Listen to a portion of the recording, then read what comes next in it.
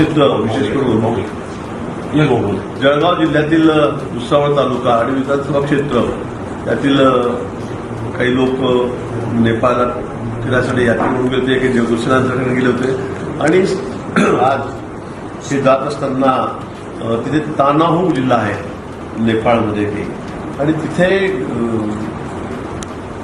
जाताना डोंगरावरून जावं लागतं, खूप गर्व आहे, वळण रस्ता आहे आणि तिथे बस जी उत्तर प्रदेशमधून त्यांनी घेतलेली होती ती बस पूर्ण त्या दरीमध्ये कोसळली. खाली नदीचा फ्लो खूप तीव्र आहे तिचा प्रवाह, आणि त्या नदीमध्ये ही बस गेली आणि तिथे खूप लोक जखमी झालेत. काही अजून 4 लोक तिथे मिसिंग आहेत. 9 लोकांना आता हॉस्पिटल करण्यात आलेलं आहे. 12 लोकांना मिलिटरीतून काढलेलं उचलल्याकडे दुसरीकडे शिफ्ट केलेलं आहे आणि 18 लोकांच्या बाबतीमध्ये अजून काहीतरी शंका आहे.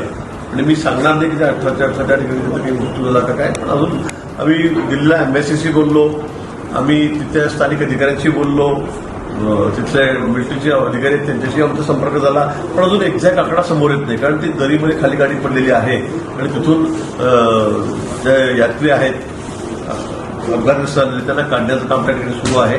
पण आमचा संपर्क त्यांच्याशी आहे.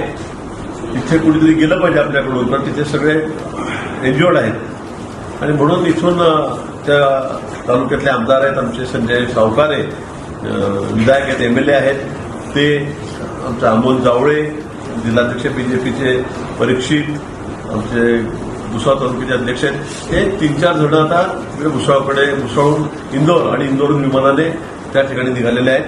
मला वाटतं रात्री उशिरापर्यंत ते या स्पॉटवर पोहोचतील आणि जे सगळे अडचणीत आमचे लोक आहेत त्यांना त्या ठिकाणी मदत करतील.